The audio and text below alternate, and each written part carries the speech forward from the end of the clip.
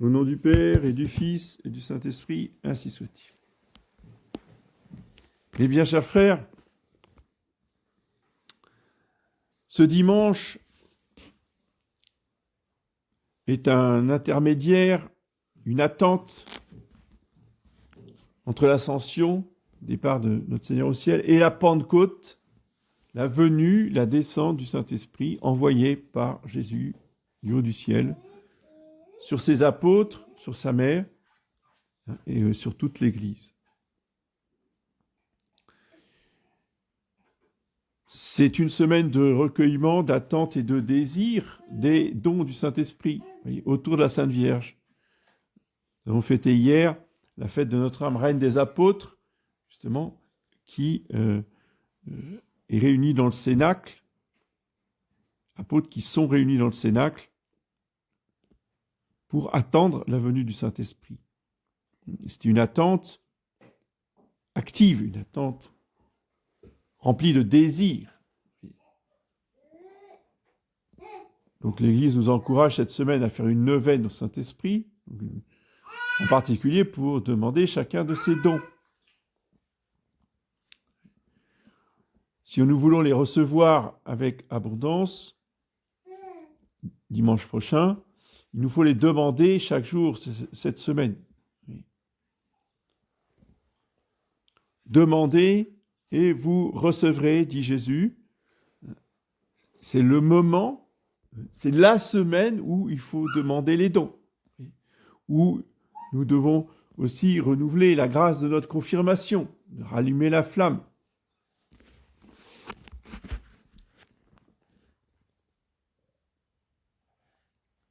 Comme le dit Saint Pierre, soyez prudents et veillez dans la prière.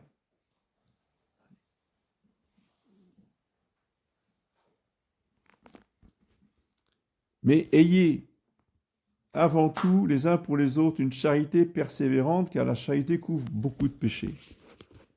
Évidemment, la charité, chacune des personnes divines, étant Dieu, est amour. Mais la communication de cet amour divin dans la Sainte Trinité, c'est le Saint-Esprit.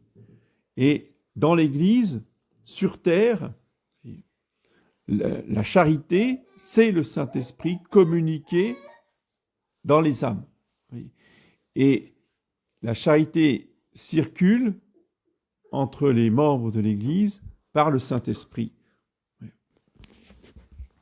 Il est donc vraiment important de prendre bien conscience de cette charité qui doit nous animer et le demander au Saint-Esprit. Parce que cette charité couvre une multitude de péchés, beaucoup plus que la pénitence. On a coutume d'insister sur la vertu de pénitence pour réparer ses péchés. Et elle a raison. Mais il faut insister sur le fait que la pénitence en elle-même ne vaut rien. Et même la pénitence peut être l'occasion de pécher. Ah bon, oui. C'est quand même ballot. On se fait mal en péchant. Oui. Bon. Et oui, c'est ce que dénonce notre Seigneur dans l'Évangile. Si, parce qu'on jeûne 3 fois la semaine, on s'en glorifie et qu'on méprise les autres, la pénitence devient un péché. Tandis que la pénitence qui est faite par amour pour Dieu et par amour pour le prochain, donc par charité, elle couvre beaucoup de péchés. Et c'est la charité qui anime cette pénitence, qui couvre une multitude de péchés. Ce n'est pas la pénitence en elle-même, ce n'est pas la performance, ce n'est pas parce que je vais jeûner pendant 15 jours, voire 30 jours, que automatiquement, je vais réparer mes péchés. Ça ne marche pas comme ça. Ce qui nous fait d'ailleurs aussi gagner des mérites pour le ciel, j'en profite pour le rappeler, ce ne sont pas les difficultés. C'est très très très dur, donc je gagne beaucoup de mérites. Oh, rien du tout. Rien du tout. Eh bien, chers frères, pouvez faire des choses très, très, très, très, très, très dures et gagner très peu, voire zéro. Bon, oui, il vaut mieux être prévenu avant. Hein. On est moins déçu à la fin. Oui. Parce qu'à ce moment-là, il n'y aurait que ceux qui font des grandes choses, que les missionnaires qui partent faire des choses très difficiles dans les pays lointains, qui auraient des grands mérites. Et Sainte Thérèse de l'Enfant Jésus, qui est dans son Carmel à balayer les couloirs, elle n'aurait rien gagné. Alors que c'est tout le contraire. Sainte Thérèse qui balayait, balayer des couloirs, c'est pas trop difficile. Hein. Mais elle disait, si on le fait avec un grand amour pour Jésus-Christ, alors on gagne beaucoup de mérite. Elle est devenue la patronne des missionnaires. En balayant ses couloirs et en faisant la vaisselle. Oui. Parce que c'est la charité qui fait gagner des mérites et que c'est la charité qui couvre les multitudes de péchés. Ce ne sont pas les œuvres, ce n'est pas ce qu'on fait, et ce n'est pas non plus la difficulté des œuvres en question, ni la quantité de souffrance non plus. Oui. Vous en avez des personnes qui souffrent énormément au service d'une cause complètement erronée, au service d'un parti politique antichrétien ou d'une association de méditation ou de franc-maçonnerie ou tout ce que vous voulez. Vous avez des ennemis de l'Église qui souffrent beaucoup et qui se dépensent beaucoup. C'est pas pour ça qu'ils gagnent des mérites. Donc ce n'est pas une question, si vous voulez, de difficulté ou de souffrance, c'est une question de charité. Donc Saint Pierre nous rappelle bien l'essentiel, nous ramène au cœur du christianisme, qui est le Saint-Esprit, donc la charité en Dieu. Qui va ensuite, évidemment, s'appliquer à l'extérieur, qui va se concrétiser, qui va s'exprimer d'une certaine façon, à commencer par exercer entre vous l'hospitalité sans murmurer. Oh, combien c'est difficile. Combien c'est rare. Non, c'est pas rare. C'est rarissime. Hein? Écoutons-nous. Quand les gens sont partis, qu'est-ce qu'on dit? Comment on critique? Oui, puis ils ont encore fait ça, ils ont encore dit ça, ah, puis t'as vu elle, puis t'as vu lui, ah, quand même. Oui, une fois qu'on a le dos tourné, qu'est-ce qui se passe dans les conversations?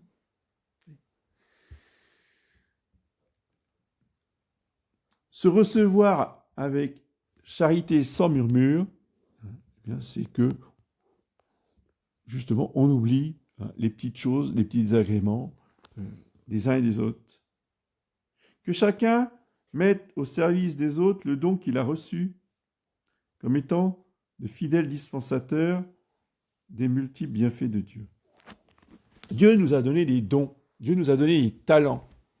Bien, ce n'est pas pour que nous les gardions pour nous, hein, comme le mauvais serviteur, mais pour qu'au contraire, nous en fassions profiter les autres. Oui. Avec, donc, générosité et charité. Encore faut-il que on accepte que les autres nous donnent. Oui. Ça, c'est beaucoup plus difficile. On veut bien donner, mais que nous, on reçoive. Non.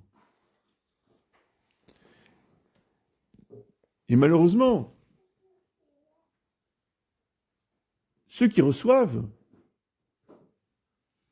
souvent, se retournent contre celui qui donne. Et surtout contre celui qui a donné beaucoup. J'ai encore des exemples dans nos chapelles, hein, je veux dire, on ne parle pas des autres, on ne parle pas des extérieurs, on parle de chez nous. Pas ici, dans d'autres chapelles, il y a très longtemps, plus de 26 ans. Ça ne vous concerne pas. Mais c'est quand même un exemple frappant, oui, de quelqu'un qui était vraiment très riche qui avait beaucoup d'entreprises. On n'était pas chef d'une entreprise, il y en avait énormément. Donc, beaucoup de possibilités d'emploi. Et qui avait passé beaucoup de temps à offrir des places à tous les fidèles de sa chapelle. Dans un esprit de fraternité, de charité. Les gens qui étaient au chômage depuis un certain temps, bon, ben voilà, moi je vous trouve une place, je vous embauche dans une de mes entreprises, et tout ça. Pour le remercier, ces gens-là se sont retournés contre lui, ils lui ont craché à la figure. Oui, il a tellement d'argent, il est tellement riche. C'est pas normal, il doit être plus ou moins franc-maçon. C'est comme ça qu'on l'a remercié. Des catholiques traditionnalistes. Je pourrais raconter d'autres expériences plus récentes, mais qui sont du même ordre. C'est indigne, les catholiques. Alors après, c'est sûr, il ne faut pas trop pleurer si on ne veut plus vous embaucher. Parce que le problème, c'est que avec de telles attitudes, si vous voulez, ça circule, ça se dit. Donc, à cela, non, merci. On préfère embaucher des païens, oui. Des musulmans, il y en a, ils sont exemplaires sur le plan professionnel par rapport à des catholiques qui se comportent d'une façon révolutionnaire. Oui. Tout ça, c'est parce qu'on est handicapé au niveau du Saint-Esprit. Oui. Donc, on a le français sans la grâce.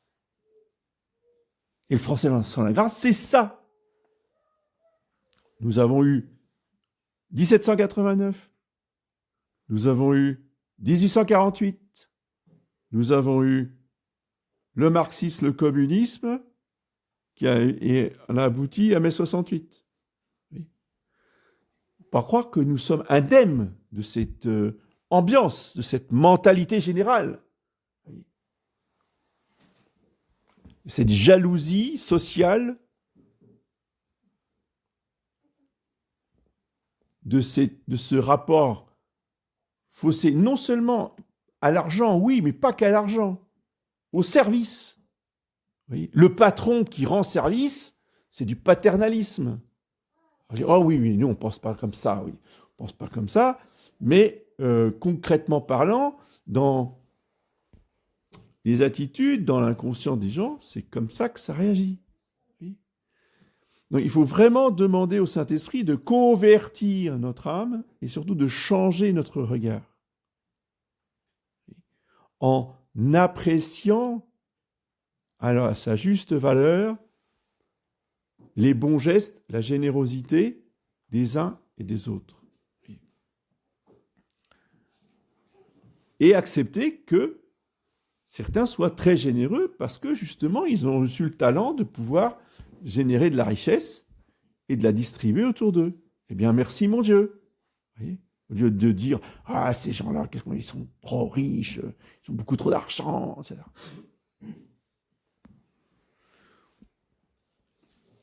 Oui, laissons de côté l'argent. Les services. Oui, de toute façon, elle est tout le temps à rendre service. En fait, c'est parce qu'en fait, elle est intéressée si elle est tout le temps là, ou s'il est tout le temps là, ou s'il est dans cette association-là, c'est que en fait, il veut influencer l'abbé. Hein? Réfléchissez là-dessus. Partout, c'est comme ça. Donc c'est comme ça aussi ici, je le sais. Parce que l'homme est comme ça, l'homme fonctionne comme ça. Enfin, l'homme, l'être humain, les hommes, les femmes. D'accord ? Et là, il faut vraiment demander au Saint-Esprit de nous convertir, d'apprécier le bien que fait le prochain, et non pas le tourner à mal. Pourquoi est-ce qu'on tourne à mal les gens qui sont généreux ? Parce que nous-mêmes, nous pensons comme ça, et que nous projetons sur les autres nos mauvais regards. D'accord? N'oubliez pas la parole du Seigneur dans l'Évangile.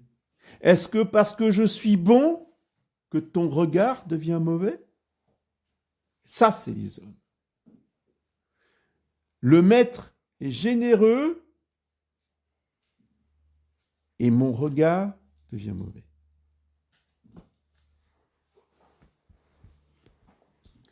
Demandons au Saint-Esprit de convertir, de changer notre regard.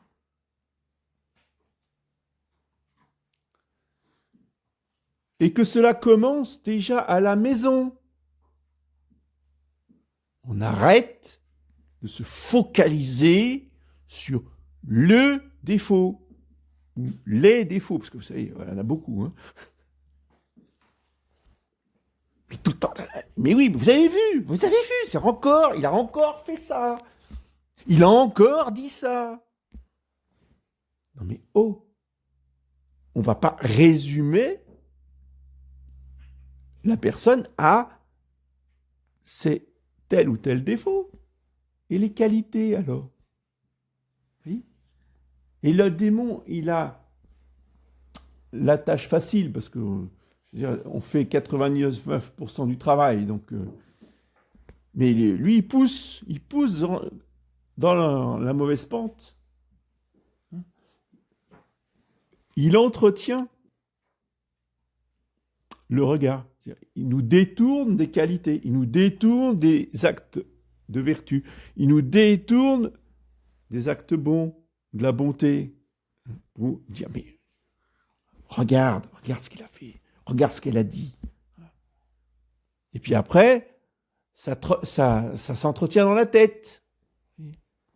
Et puis après, c'est des disputes, etc. Donc,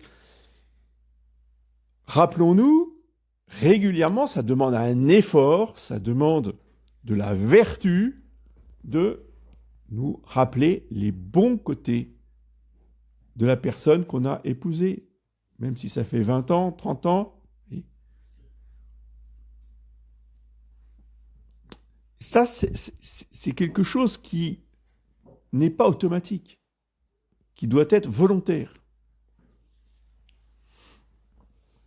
Et pareil pour les enfants. Oui.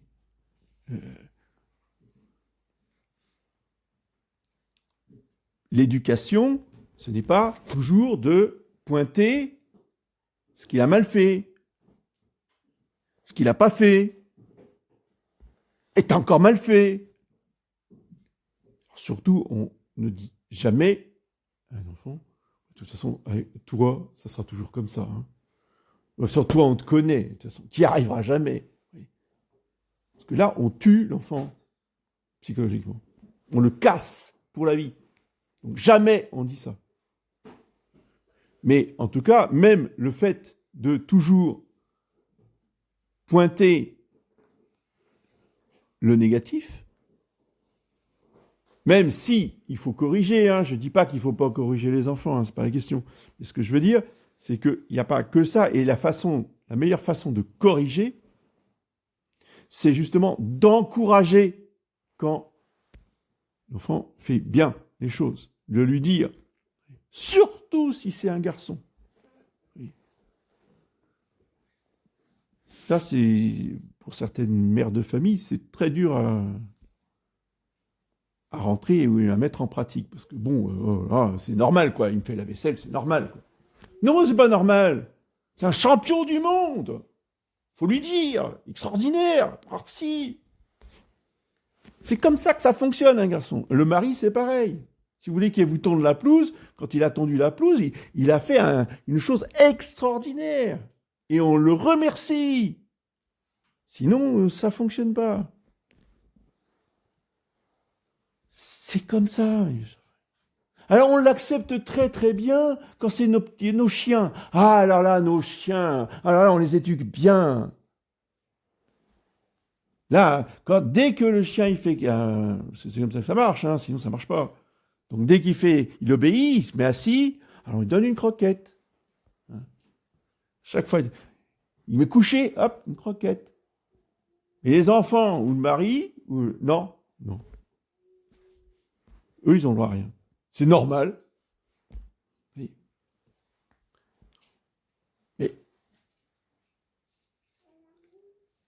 Soyez injuste avec le chien. Et en plus, tapez-le. Vous allez voir ce qui est arrivé. Le chien, il va vous mordre. Il va se retourner contre le maître.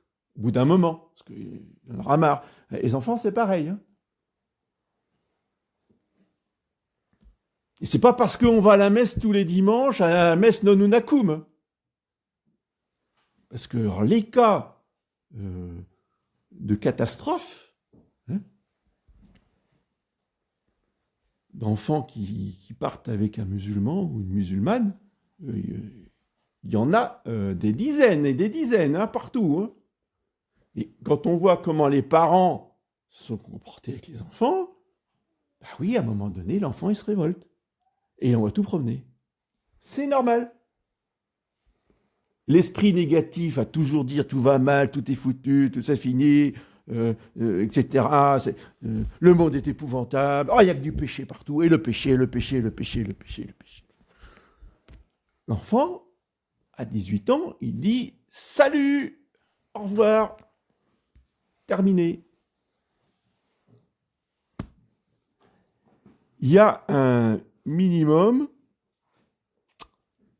d'esprit positif à entretenir, à cultiver, et de charité bienveillante à diffuser pour que nous progressions. Et ça peut commencer en famille tout de suite. Grâce au Saint-Esprit, grâce à ses dons, c'est ce qu'il faut demander cette semaine, oui,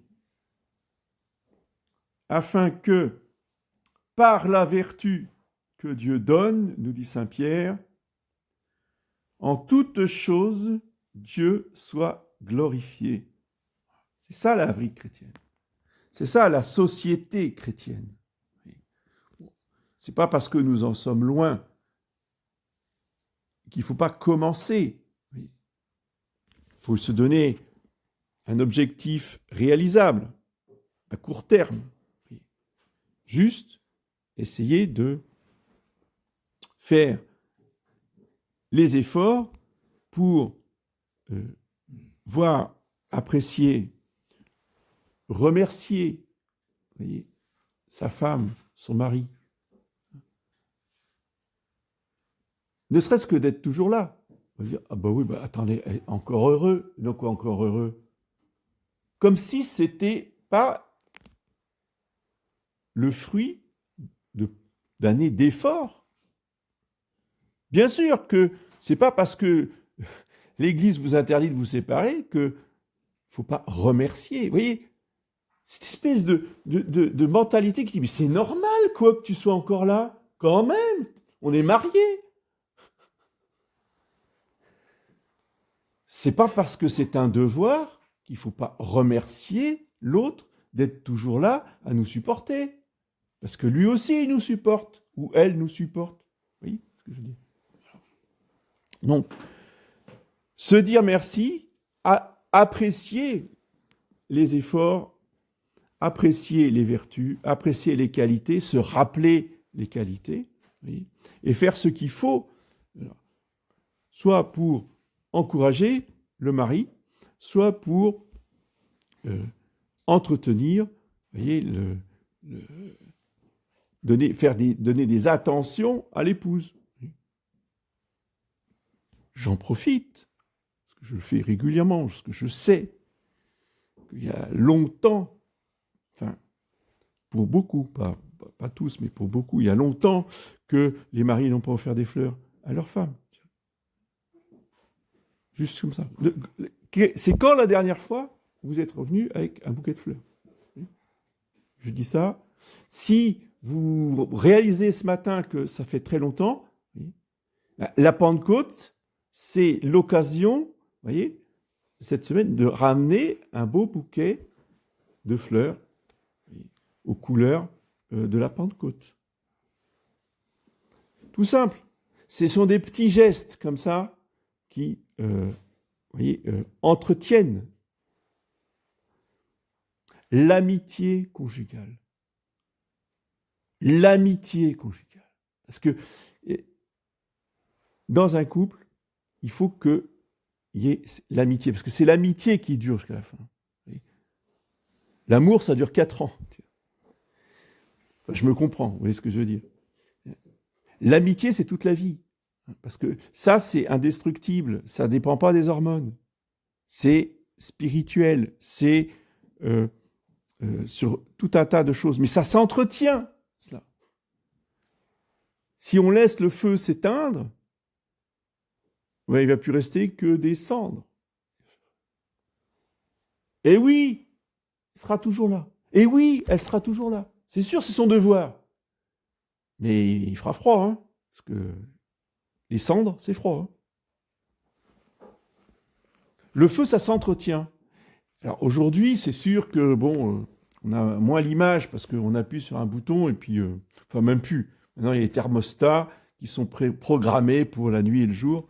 Donc ça ne parle plus autant. Mais autrefois, où il fallait entretenir le feu dans les cheminées, le feu brûlait jour et nuit. Donc on l'entretenait chaque jour. On mettait toujours du bois dans la cheminée.